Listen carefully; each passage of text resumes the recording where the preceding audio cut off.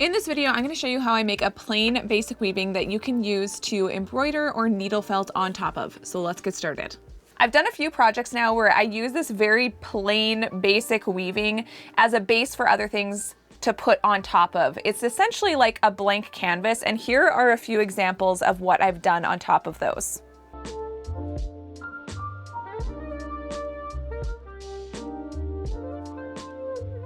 I will link all the tools and materials in the description box below. So I'm going to be using our regular sized spruce and linen flat pack frame loom for this particular project. You can make this any size that you want to do, but the combination of materials I'm going to use with the fact that this is a 4 ends per inch loom work really well. So just keep in mind that if you have a 5 ends per inch loom or a 3 ends per inch loom or something like that, it might weave up a little bit differently. For this weaving, I'm going to be using 8/8 cotton warp string. This is a thicker warp string, but I find that it works really well in the combination with the yarn that we're going to use. I want my weaving to be approximately 8 inches wide because of the branch I know that I'm going to use for it later. Now in this video, we're just creating the base weaving, and then stay tuned for the next video where we put something on top of it. So for 8 inches on this particular loom, it looks like starting at the 3rd notch in, I'm gonna start on the 2nd notch in. So I'm just gonna create an overhand knot loop. So I've looped my warp string around, then I'm gonna do an overhand knot, and I'm gonna leave that loop pretty small just because it only needs to be big enough to fit around the notch. And I'm gonna cut off some of this excess. I used a little bit too much here. That's still leaving a tail so that knot doesn't come undone. So I'm gonna start on the 2nd notch in, and I'm gonna go up and go around the 2nd notch at the top. So what we're doing in this particular project is what's called a single warp. So that means we're only putting 1 string between each of the notches. So I'm just gonna be going up and down my loom. I'm only working on the front of the loom. We're not wrapping the warp string all the way around the loom, just around the pegs or the notches. And I try to keep fairly even tension as I do this. You can always adjust it a bit at the end, but I just try to get it fairly even as I go so that I don't necessarily have to do that. Now that I've put the warp across a good chunk of the loom, I'm gonna grab my measuring tape again and just see where I'm at for the width. So you can see here, I'm basically at just a little over 8, which is perfect because there's usually a little bit of draw-in on the warp strings anyway as we weave. So I'm gonna stop there. I'm gonna bring this around and to the left on that bottom notch. I'm gonna leave a nice long tail so I have enough string to tie a knot.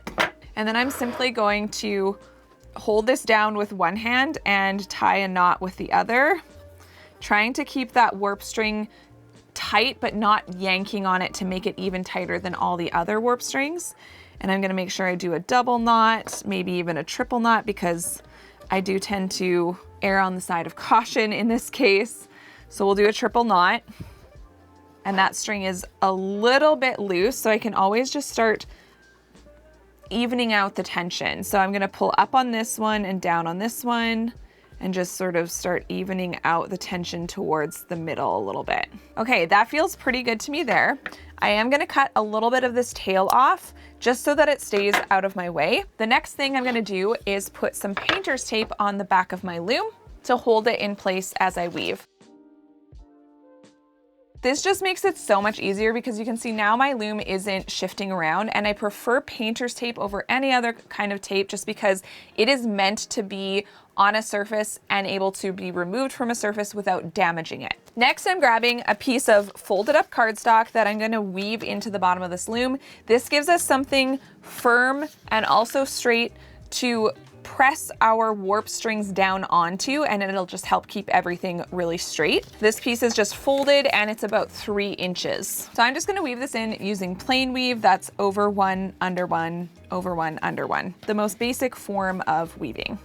Next, I'm grabbing the yarn that I'm gonna use for this project, which is Lion Brand Woolies Thick and Quick. Again, I will link this in the description box below. This is one of my favorite chunky yarns to work with. It's always just, it works really well. I enjoy using it, so I just keep going back to it. What I like to do when I'm grabbing a piece of yarn to weave with, I weave with a tapestry needle, and For me, I've found that 3 arms lengths is about the max I like to work with so that it doesn't get super tangled as you go. And then I'm just gonna thread this into my tapestry needle. P.S. These are our spruce and linen tapestry needles. I absolutely love them. They're definitely a bestseller. You can check them out at spruceandlinen.com. So now we're gonna start the base of our weaving. So this particular weaving I am going to make with some fringe on it. So we need to create a base for underneath that fringe first. So I'm grabbing my tapestry needle and I'm gonna weave a row of plain weave that is opposite of my cardstock. So you can see we ended the cardstock going under this warp string, so I'm gonna start with going over. So I'm just going over one, under one, all the way across my loom. And we're gonna create a little arch. You can strum your warp. This is just gonna help give that yarn some slack in your piece. And I'm not gonna beat it all the way down because we need to do a twining stitch first. So I like to do a twining stitch with my tapestry needle. Everywhere that the weft string, which is this chunky yarn, is going over top of the warp string, that's the strings that we're gonna work on. So I'm going to be pointing my needle, I'm working left to right, and I'm gonna have my needle pointing left at the top and right at the bottom at an angle like this. So I'm going underneath at an angle the warp string and the weft string, and that's the first twining stitch. So we're gonna pull this all tight. Now you don't want to do this. You don't want to pull that super tight. You want to keep this warp string straight, and you can also pull this taut if it's a little bit loose. We're also going to use this to even out our warp strings as well. So now I'm gonna put all this yarn back over here, skip the next warp string because that's where the weft goes underneath it. And we're gonna go to the next one where the weft goes over the warp. And you can see I'm grabbing both of those at an angle. Skipping the next one because the weft is going under, and going to the one after that and grabbing it like this. And you can see I'm trying to even out these warp strings as I'm stitching. So skipping the next, going to the one after that, tightening both sides of this weft string, the one I stitched in as well as the one that is woven in. And I'm gonna continue that all the way across my loom. So I'm making sure that twining is nice and tight because that's what's gonna hold everything together once you take the piece off the loom.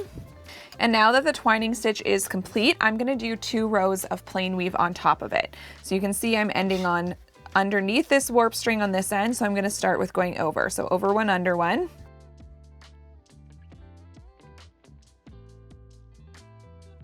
I'm creating an arch, I'm strumming out my warp. You can even tug at the sides a little bit. This is gonna give you that slack you need so that the sides don't keep sucking in more and more as you weave. And then one more row of plain weave on top of that, opposite of the previous row. So you can see I'm not gonna leave my end like this. I'm not pulling it that tight. I'm gonna pull that back so that this string still looks straight. And then I'm gonna pinch that with one hand, create a nice big arch with the other, strum that out, and then use my weaving comb to beat it down. Now this part, because this is the base work of my weaving, I do like to beat it down really nice and tight, just because that again is holding everything in place. And you can see I'll often be pinching and pulling outward on my warp just to make sure things are still sitting straight. So I'm gonna leave a nice long tail and I'm gonna cut that. And I'm gonna weave this particular tail in just a couple of the warp strings. Because this is gonna be underneath the fringe, we won't see it, so it doesn't matter that it's sort of a partially woven row. So that's all tucked in there, and now we're ready to move on to the fringe. There's a lot of different materials and ways that you can do fringe, but for this particular piece, I'm gonna be using 7mm recycled cotton string. I love this, I use it all the time for my fringe string, and I'm going to be creating quite a short fringe. So probably about 6 inches long max, which means that the piece actually needs to be about 12 inches long. And I think My loom is actually exactly 12 inches thick, so I'm gonna use that as a way to measure the pieces of fringe that I need. So I'm gonna need 1 for every 2 warp strings. So 1, 2, 3, 15, 16, 17. So I'm gonna cut 17 pieces at 12 inches long, 17. So I have my 17 pieces of fringe string that I need, and I'm gonna be working on 2 warp strings at a time. So basically, I'm gonna take these 2 warp strings and sort of pull them apart. I'm going to lay approximately where the middle of this fringe string is over top. I'm gonna bring the right one around the right string and through between the 2 strings. And I'm gonna do the same with the left. So I'm bringing the left around the left string and through the middle between the 2 strings that we're working on. I'm gonna match up the ends so that they're even, and then just pull this tight and pull it down. And that is a simple rya knot that we use for fringe. So I'm gonna do that again, working on the next 2 strings, and I'm gonna continue that all the way across the loom.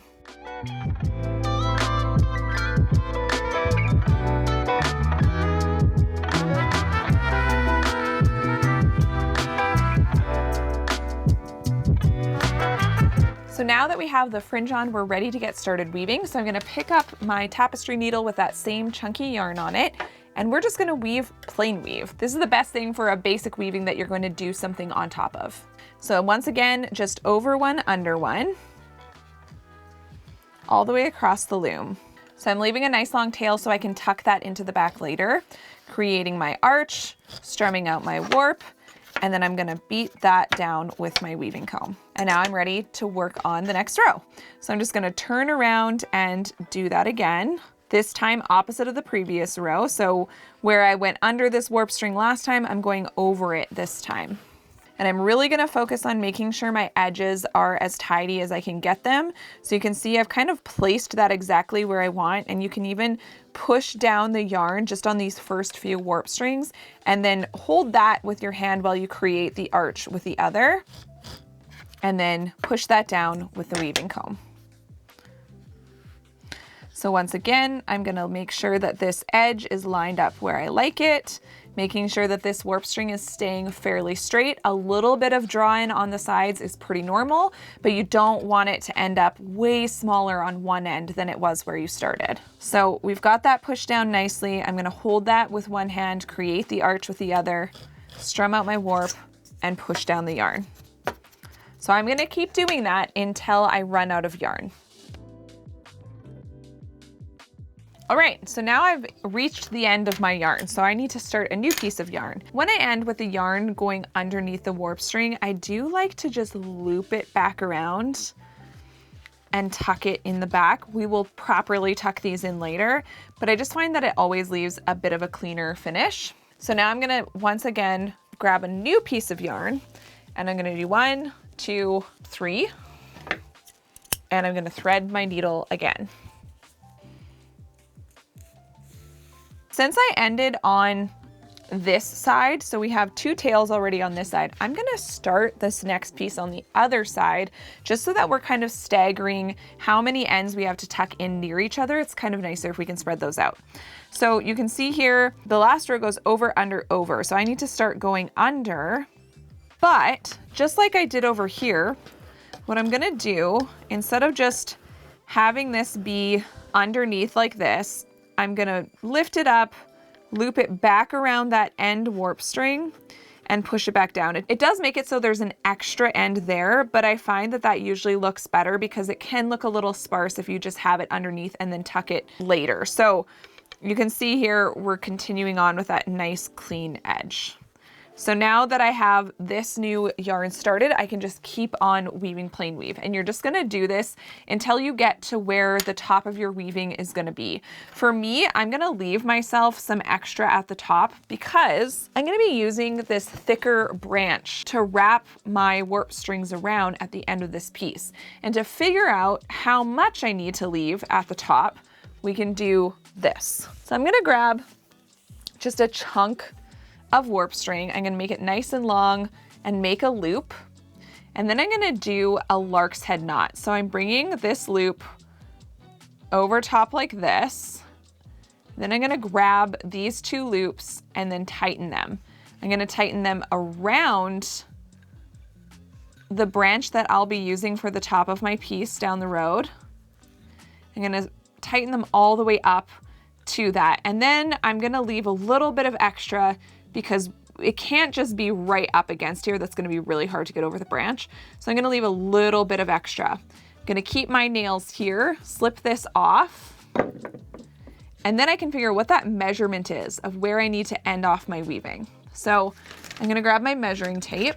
And for me, from the top of the notches to where my fingers are pinched is 3.5 inches. So I know that from this edge to the top of my weaving needs to end up at 3.5 inches. So I'm gonna keep weaving until I have that.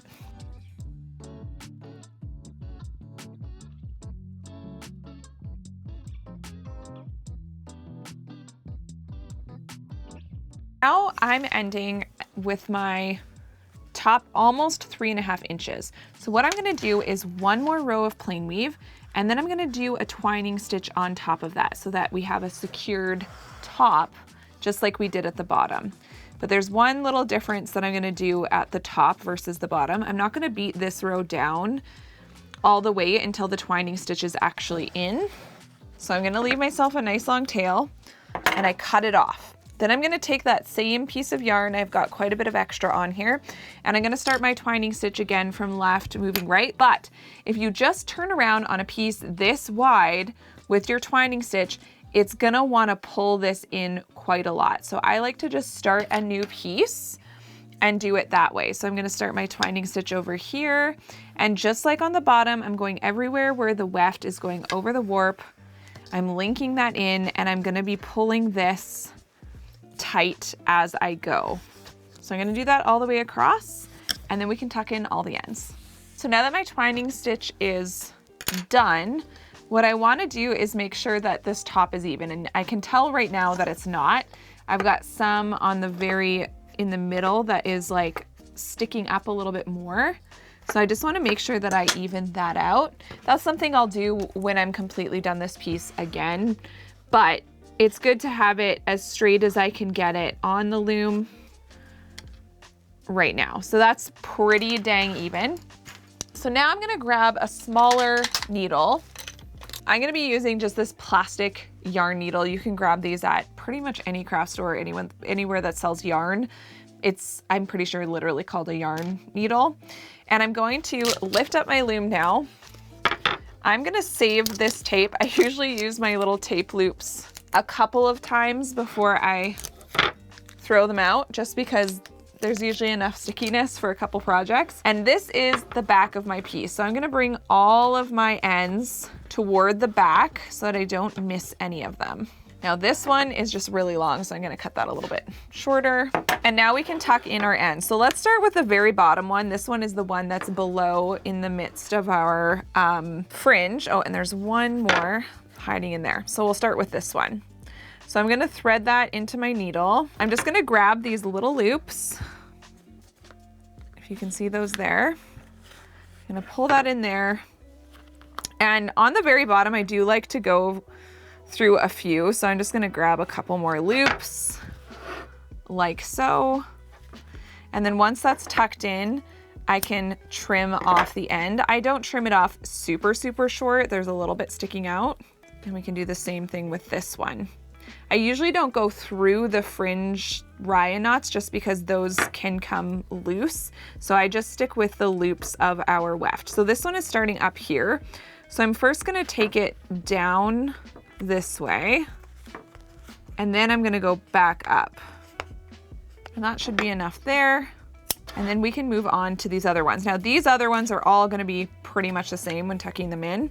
So we'll grab one of them here, and we're gonna go through a channel of weft string. So I'm gonna choose this one here. So I'm grabbing just the loops on the back, and I'll show you that when I flip this over, you're not really gonna be able to see them much through the front, and that is what we want. So I went through about 4 loops, and then I'm gonna trim off the edge. So I'm gonna do that same process for all of the ends.